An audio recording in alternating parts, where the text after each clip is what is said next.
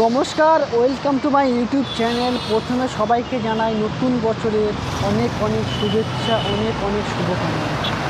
আজকে আবার চলে এসেছি একটা নতুন ভিডিও নিয়ে। তো আর কিছুদিনের মধ্যে পশ্চিমবঙ্গে হতে চলেছে বিধানসভা ভোট। এই ভোট বছরে একবার আসে, এই ভোটের মাধ্যমে নির্বাচিত হয় যে আমাদের আগামী প্রজন্ম কার হাতে থাকবে, কে আমাদের আগামী প্রজন্মের জন্য নতুন করে পথ দেখাবে। অ্যাকচুয়ালি আমরা বাঙালিরা এতটাই ইমোশনাল, আমরা পুরনোর প্রতি একটু বেশি আসক্ত হয়ে যাই। আমরা পুরনো কোনো জিনিসকে সহজে ছাড়তে চাই, নতুন কাউকে আমরা আহ্বান করতে চাই। অ্যাকচুয়ালি আমাদের আশেপাশে যেসব নেতা মন্ত্রীগুলো রয়েছে তাদের মধ্যে আপনারা লক্ষ্য করেন বেশিরভাগ অশিক্ষিত, বেশিরভাগই মূর্খ, ভণ্ড। বাট আমরা তাদেরকে অন্ধের মতো, একদিন তারা এসে আমাদের সঙ্গে ভালোভাবে হেসে কথা বলে দিলে আমরা ভেবে নিই যে তারা আমাদের পুরো 5 বছর তাদের সব কিছু আমরা দেখি। হ্যাঁ, কোনো নেতা এসে বলছে যে মুসলিম বিপদে আছে, তো কোনো নেতা এসে বলছে হিন্দু বিপদে আছে। হ্যাঁ, অ্যাকচুয়ালি নেতারা তাদের নিজেদের মধ্যে সবাই ঠিকই আছে। শুধুমাত্র আমরা সাধারণ জনগণ যারা আমাদের ভাই, আমাদের বন্ধু, হিন্দু পরিবার, আমাদের ভাই বন্ধু কিংবা আরও কাছের কেউ যারা অন্য অন্য সম্প্রদায়ের লোকজনদের মধ্যে বিপদ ঘটাচ্ছে, মিছে শুধুমাত্র কয়েকটা তর্ক বিতর্ক ছড়িয়ে আমাদের মধ্যে দাঙ্গা করার সৃষ্টি করে। আপনি আপনার আশেপাশে তাকালে দেখতেই পাবেন সবার মধ্যে কম বেশি হিন্দু মুসলিম টুকিটাকি ঘটনা নিয়ে তর্ক বিতর্ক হয়েই থাকে। অ্যাকচুয়ালি এগুলোর উত্থান, এগুলো তৈরি হলো কোথা থেকে, এগুলো কোথা থেকে শুরু হলো?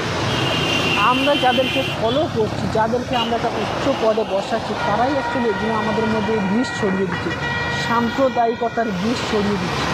সেই বিষে আমরা বিষাক্ত হয়ে নিজের ভাইয়ের মতো, নিজের বন্ধুদের মতো হিন্দু পরিবারের ছেলে মেয়েদের সঙ্গে আমরা খারাপ ব্যবহার করছি, আমরা তাদেরকে ঘৃণার চোখে দেখছি।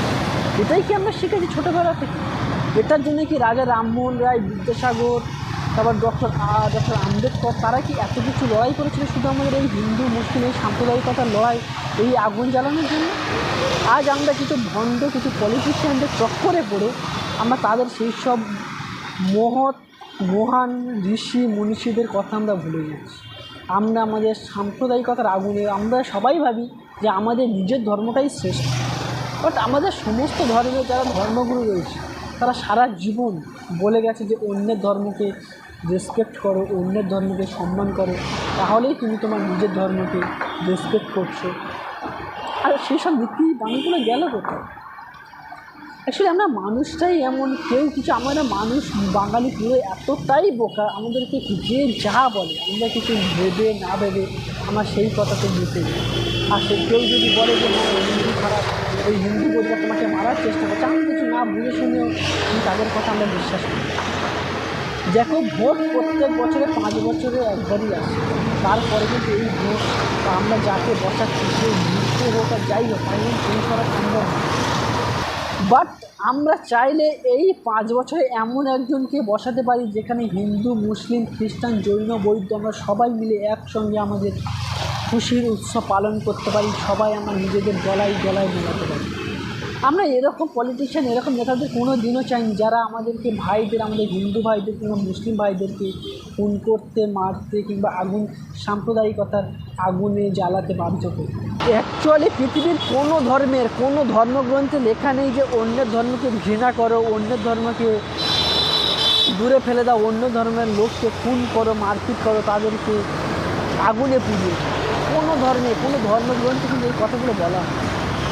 আমরা মানুষ কয়েকজন মিথ্যে ভণ্ড ধর্মে অন্ধ ভক্তদের কথা শুনে আমরা এগুলো করতে পারি। তো আমরা চাইবো এই যে সামনে ভোট আসছে, আমরা এমন কাউকে ভোট দিই যে নতুন জ্ঞানবান শিক্ষিত কাউকে ভোট দিয়ে আমরা সেটাকে উচ্চ পদে পদস্থ করি, যাতে আমাদের ভবিষ্যৎ প্রজন্ম অনেক সুস্থ এবং সাবলীলভাবে এই সাম্প্রদায়িক জঞ্জালের বাইরে তারা বড় হতে পারে।